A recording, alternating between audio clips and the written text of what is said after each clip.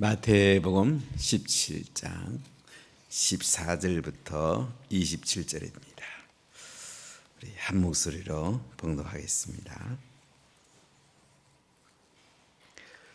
그들이 무리에게 이르매 한 사람이 예수께 와서 꿇어 엎드려 이르되 주여 내 아들을 불쌍히 여기소서. 그가 간질로 심히 고생하여 자주 불에도 넘어지며 물에도 넘어지는지라. 내가 주의 제자들에게 데리고 왔으나 능히 고치지 못하더이다. 예수께서 대답하여 이르시되 믿음이 없고 배역한 세대여, 내가 얼마나 너희와 함께 있으며 얼마나 너희에게 참으리요. 그를 이리로 데려오라 하시니라. 이에 예수께서 꾸짖으시니 귀신이 나가고 아이가 그때로부터 나으니라. 이때에 제자들이 조용히 예수께 나와 이르되 우리는 어찌하여 쫓아내지 못하였나이까? 이르시되 너희 믿음이 작은 까닭이니라. 진실로 너희에게 이르노니 만일 너희에게 믿음이 겨자씨 하나만큼만 있어도 이 산을 명하여 여기서 저기로 옮겨지라 하면 옮겨질 것이요 또 너희가 못할 것이 없으리라. 갈릴리에 모일 때에 예수께서 제자들에게 이르시되 인자가 장차 사람들의 손에 넘겨져 죽임을 당하고 제3일에 살아나야 하리라 하시니 제자들이 매우 근심하더라. 가버나움에 이르니 반세겔 받는 자들이 베드로에게 나와 이르되 너희 선생은 반세겔을 내지 아니하느냐? 이르되 내신다 하고 집에 들어가니 예수께서 먼저 이르시되 시몬아, 내 생각은 어떠하냐? 세상 임금들이 누구에게 관세와 국세를 받느냐? 자기 아들에게냐 타인에게냐? 베드로가 이르되 타인에게니이다. 예수께서 이르시되 그렇다면 아들들은 세를 면하리라. 그러나 우리가 그들이 실족하지 않게 하기 위하여 내가 바다에 가서 낚시를 던져 먼저 오르는 고기를 가져 입을 열면 돈 한 세겔을 얻을 것이니 가져다가 나와 너를 위하여 주라 하시니라. 아멘. 오늘 예수님께서는 헐몬 산상에 세 제자와 함께 계시다가 산 밑으로 내려오게 됩니다. 베드로와 야고보와 요한은 높은 산에서 헐몬산이라 생각되는데요, 예수님의 놀라운 모습을 보게 됩니다. 예수님의 옷이 빛과 같이 되고 얼굴이 해가 같이 되는, 예수님이 이 땅에 오시기 전에 영광스러운 모습, 그리고 성천하시고 지금 하나님 보호자 우편에 앉아 계시는 그 영광스러운 모습을 베드로와 야고보와 요한은 보게 됩니다. 이때 베드로가 초막 셋을 지가지고 엘리야랑 모세랑 예수님이랑 오래오래 여기 있자고 합니다.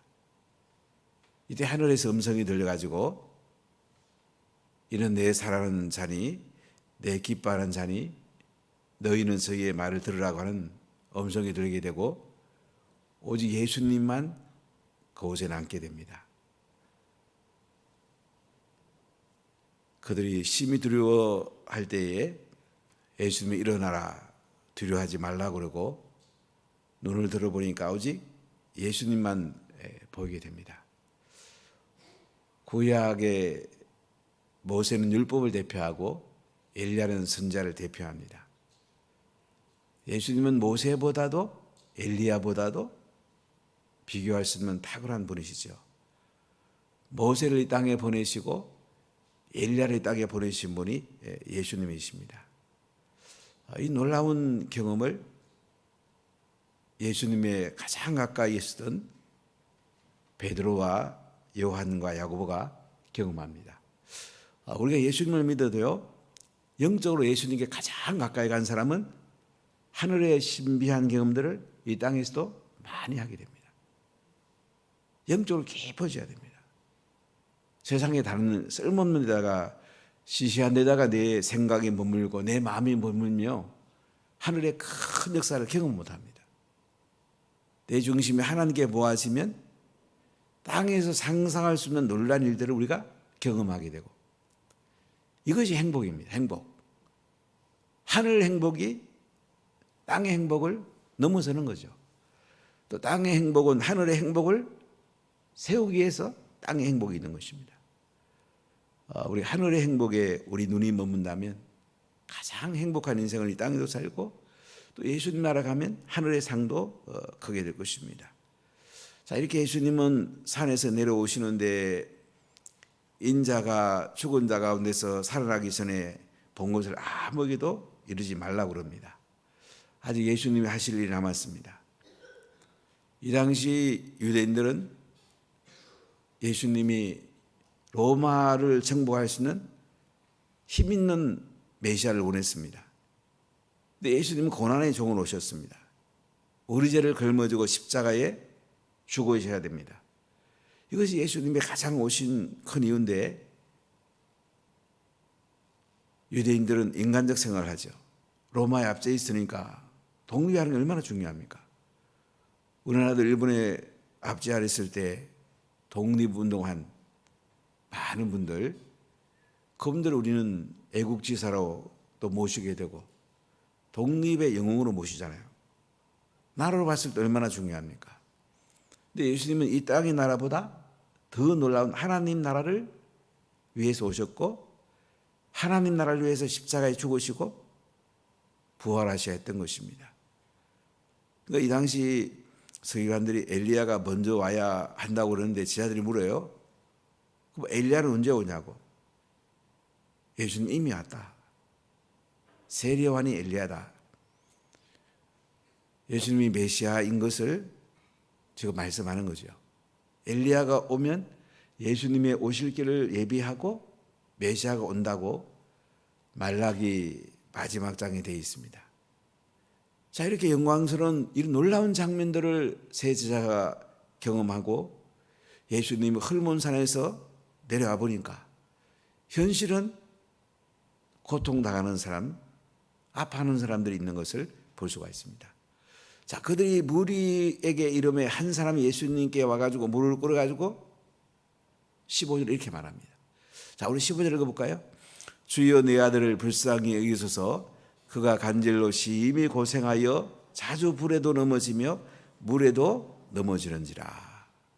아들을 불쌍히 해달라고 합니다. 아들이 간질에 걸려 있습니다.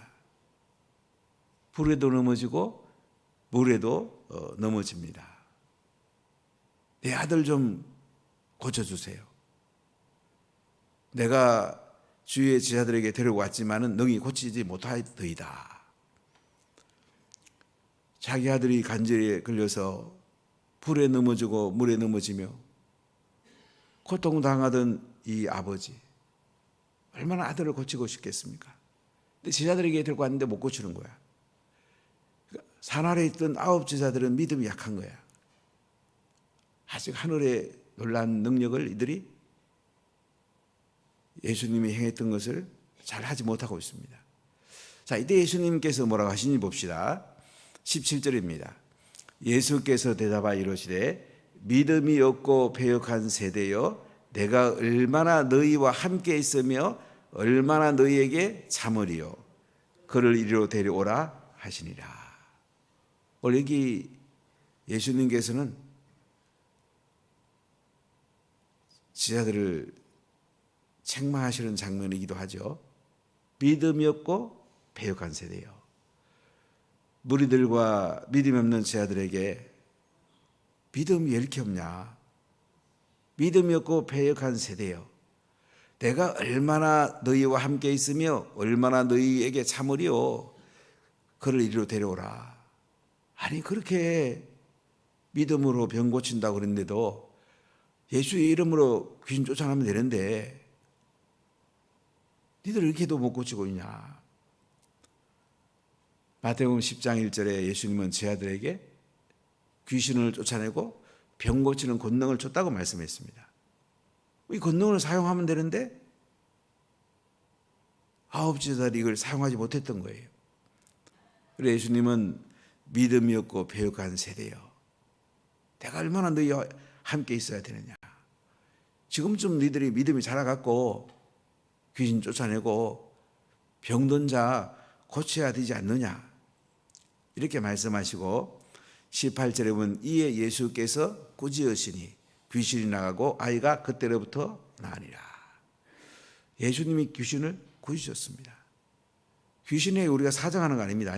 귀신님 제발 나가주십시오 이렇게 하는 거 아니에요.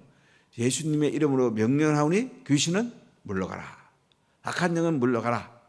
간질병을 가져왔던 귀신들은 썩 물러가라고 그랬더니 어떻게 돼요?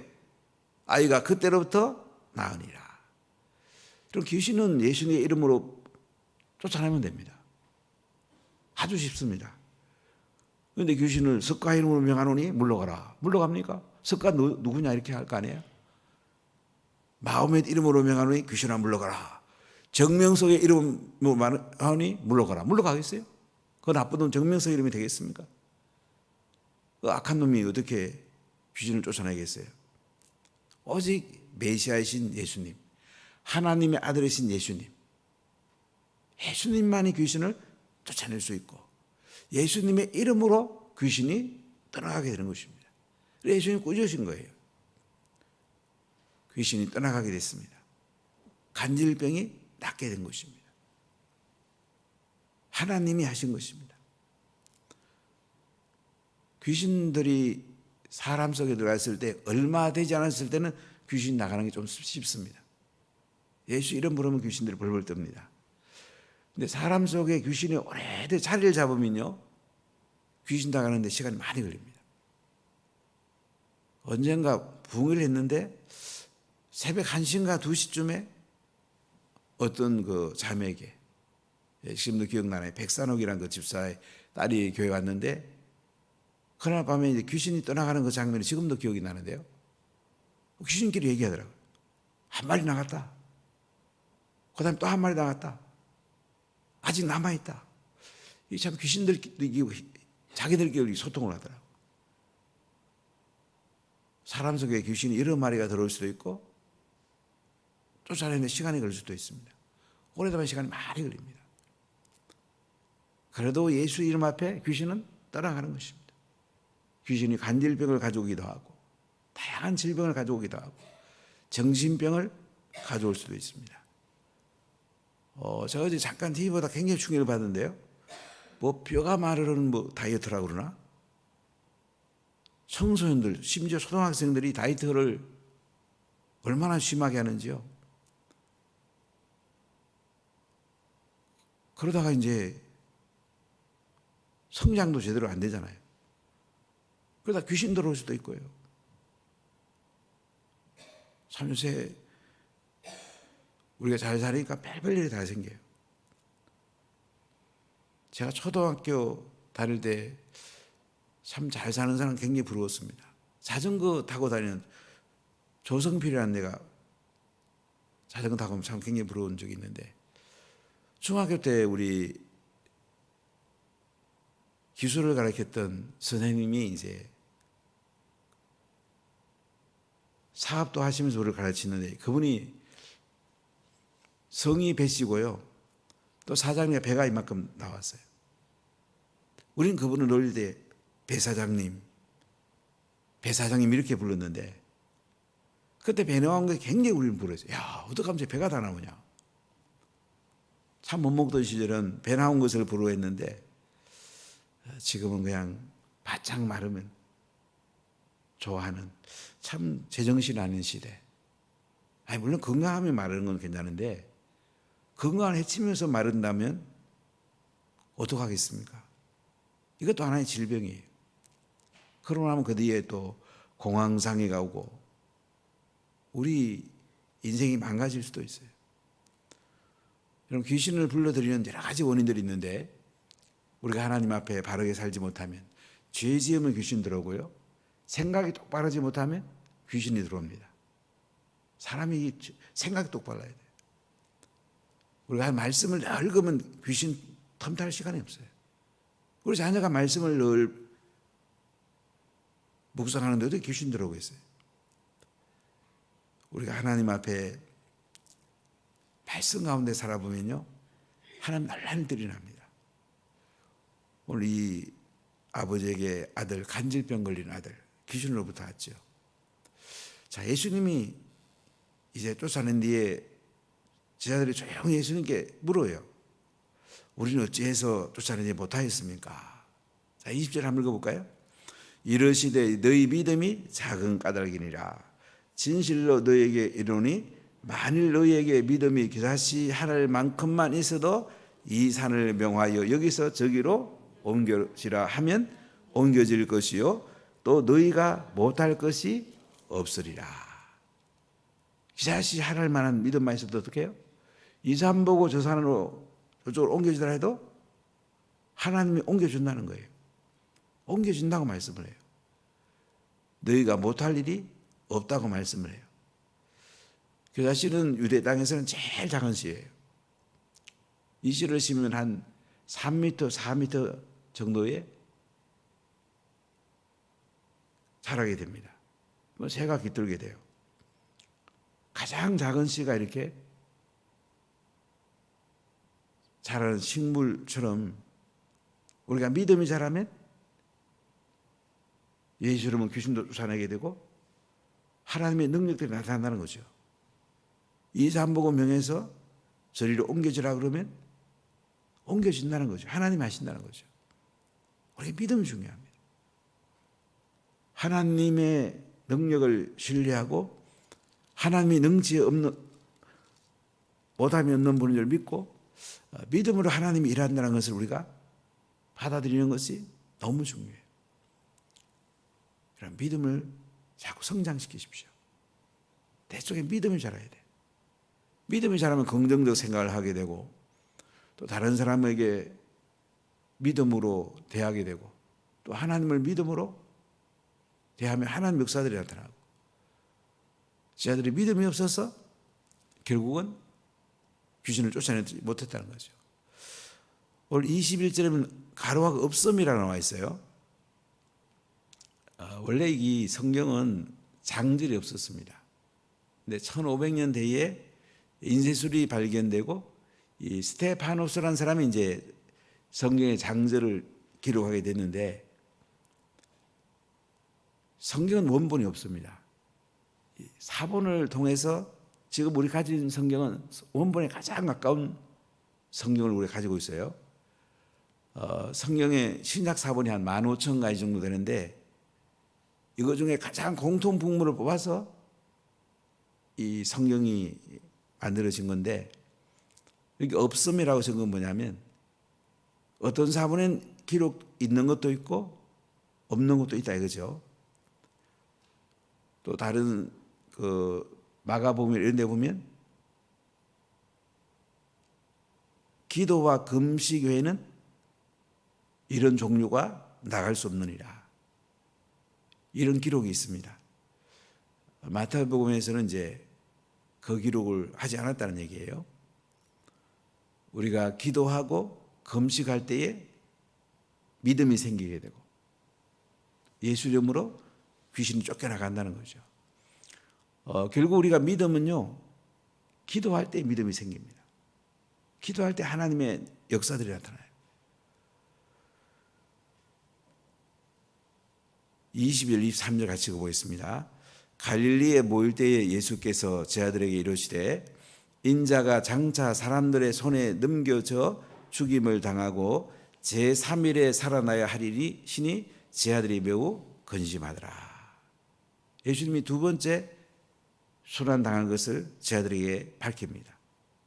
갈릴리에 모일 때에 예수님이 제자들에게 말씀하는 거예요. 인자가 장차 사람들에게 넘겨진다. 사람들의 손은 누굴 말할까요? 유대 지도자의 손에 넘기신다는 거죠. 살해드린 공회의 손에 넘기신다는 거죠. 죽임을 당한다.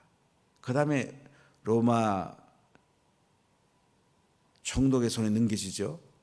그 당시 로마가 유대를 지배했기 때문에 사형 집행권은 로마에 있습니다. 로마 총독에 넘어가지고 죽임당하고 사형당하고 십자가 사역을 당하고 제3일에 살아나리라. 예수님이 두 번째 순환을 예고합니다. 첫 번째 순환은 베드로의 신앙 고백한 다음에 하셨고, 두 번째 순환은 헐몬산에서 내려오신 뒤에 귀신을 쫓아내시고 이제 말씀을 하십니다. 내가 예루살렘에 올라갈 텐데 인자를 사람들이 십자가에 못 박아 죽으라고 넘겨주게 될 것이고 3일 만에 살아날 것이다. 십자가와 부활이 성경의 핵심 중의 핵심이죠. 십자가에 죽으시고 부활한 예수님, 이분은 나의 구세주와 주님으로 믿으면 우리가 구원받는다. 구원을 선물로 받는 거죠. 하나님의 자녀가 된다. 예수님과 영원히 산다. 이게 성경 한 줄이죠. 그러니까 예수님은 이 비밀을 제자들에게 알려줬더니 제자들이 뭐요? 매우 근심하더라. 아직도 제자들이 하늘의 깊은 생각을 못합니다. 제자들은 땅의 생각을 하고 있는 것입니다. 오늘 조선일보 잠깐 읽어보니까 북한 인권 보고에 관한 얘기를 잠깐 담고 있어요. 전 정권 문재인 정권은 북한 인권 얘기를 한 번도 얘기한 적이 없어요. 참 나쁜 사람들이죠. 지금 정부 서면서 다시 그 인권 얘기가 이제 얘기되고 있는데, 거기 보니까 이제 2019년에 교회를 비밀이 이끌던 사람 5분이 공개 처형을 당했습니다. 그리고 한 30여 명은 또 정치 감옷으로 끌려가고, 참 가슴 아픈 일이죠.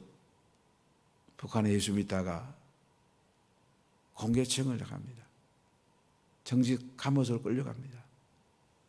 참 얼마나 가슴 아픈 일입니까? 우리가 정말 얼마나 좋은 환경에서 삽니까? 북한 당은 예수 믿으면 목을 내놔야 되는데, 그리고 예수 믿는다고 어디 뭐 누가 뭐라 그럽니까? 이렇게 좋은 데 살면서 복음 전해야 안 되겠습니까? 이렇게 좋은 데 사는데, 세상에 이렇게 좋은 데가 어디 있어요? 경제로도 괜찮죠. 그래도 자유 이만큼 누리죠. 참 대한민국 얼마나 대단합니까? 5천 역사상에 가장 자유롭고 가장 경제적으로 부유하고 예수님 믿기에 가장 좋은 이 시절, 정말 우리가 예수님 십자가에 죽으시고 부활한 예수님을 세상 만방에 알려야 되지 않겠습니까? 얼마나 놀랍습니까? 인도만 가도 복음 전하는 게 쉬운 게 아닙니다. 참 고난 가운데 그들이 복음 전합니다. 참 눈물이 얼어 있습니다. 그러나 우리는 복음 전하는 게 얼마나 편안합니까? 영국만 가도 복음 마음대로 못 전합니다. 상대방이 원할 때에 전하면 괜찮지만 상대방이 원하지 않는데 복음 전하면 법에 저촉이 됩니다. 벌금이 나오든지 재판받으러 가야 됩니다. 참 대한민국 얼마나 좋습니까? 참 일본 얼마나 좋습니까? 오늘 세 번째는 예수님께서 성전세 내시는 걸 볼 수가 있는데요. 24절 읽어보겠습니다. 가버나움에 이르니 반세계를 받는 자들이 베드로에게 나와 이르되 너희 선생은 반세계를 내지 아니하느냐. 여기 반세계를 받는 자란 말은 뭐냐면 성전세를 거두러 예루살렘 성전에서 각 지역의 사람들을 보냈어요. 지금 가버나움에 예수님 들어가십니다. 가버나움에 베드로와 안드레 집에 예수님이 사셨거든요. 베드로에게 나와서 이 사람들이 뭐라 하냐면 너희 선생 예수님은 반세계를 내지 않느냐. 이 당시 성전세가 반세계 2데나리온이었습니다. 이틀 품값을 왜 안 내냐. 이때 25절 보세요. 이르되 내신다 하고 집에 들어가니 예수께서 먼저 이르시되 시몬아 내 생각은 어떠하냐. 세상 임금들이 누구에게 관세와 국세를 받느냐. 자기 아들에게냐 타인들에게냐. 예수님은 베드로 얘기를 듣고 세상 임금들이 누구의 관세와 국세를 받느냐? 자기 아들에게 받냐? 타인에게 받냐? 당연히 타인에게 받죠. 예수님은 누굽니까? 하나님 아들입니다. 그리고 예수님이 길렀던 제자들은 또 하나님의 자녀들이에요. 성전은 하나님의 거예요. 영적 관점에 보면 예수님하고 제자들이 성전세 안 내도 돼요. 그런데도 예수님은 성전세를 내게 합니다. 왜 그런지 한번 26절 27절 읽어보겠습니다. 베드로가 이르되 타인에게니이다. 예수께서 이르시되 그렇다면 아들들은 세를 면하리라. 그러나 우리가 그들이 실종하지 않게 하기 위하여 네가 바다에 가서 낚시를 던져 먼저 오르는 고기를 가져 입을 열면 돈 한 세겔을 얻을 것이니 가져다가 나와 너를 위하여 주라 하시니라. 타인을 위해서 이제 세금을 낸다고 베드로가 대답하니까 그래 우리가 세금 안 내도 되지만은 영적으로 봐서는 안 내도 되지만은 다른 사람이 실족하지 않도록 바다에 가서 낚시를 던져가지고 먼저 오르는 고기를 가져서 입을 열어봐라. 돈 한 세겔이 나올 거다. 그거 가지고 예수님과 베드로에서 성전세를 내라고 합니다. 한 세겔이면 2데나리온이거든요. 4데나리온이네요. 이거 가지고 성전세를 내라. 참 신비하죠. 낚시를 던졌더니 물고기가 건져 올라왔는데 그 입을 열어보니까 4데나리온이 있는 거예요. 가서 성전세 내라. 예수님은 다른 사람에게 실족하지 않도록 배려하시는 모습을 볼 수가 있습니다. 이 땅에 살 때 예수님은요, 또 이 땅의 법도 지키십니다. 하늘의 법을 지키시면서 이 땅에서도 율법을 완성하시고 또 법을 지켜서 덕을 세우는 것을 볼 수가 있습니다. 사랑하는 가족 여러분, 이제 다음 주에 되면 고난주간이고 또 부활절이 다가오는데요. 우리가 예수님의 십자가의 죽으심과 부활하심을 깊이 묵상해야 됩니다. 예수의 이름으로 귀신들은 쫓겨나갑니다. 우리 땅에서 예수님이 성전세 내신 것처럼 우리의 의무를 또 다하는 것이 덕을 세우는 것입니다. 원래 하나님 은혜 가운데 능력 있게 살으시고 또 하나님 중심으로 영광스럽게 사시고 또 십자가에 죽으시고 부활하신 예수님 한마디라도 우리가 전하면서 올 것을 위해 기도하고 그들을 잘 섬기면서 우리가 행복 축제에 열린 셀에 알파고즈 초대해서 꼭 예수님 만나도록 이것이 가장 큰 은혜고 행복인 것입니다. 기도하겠습니다.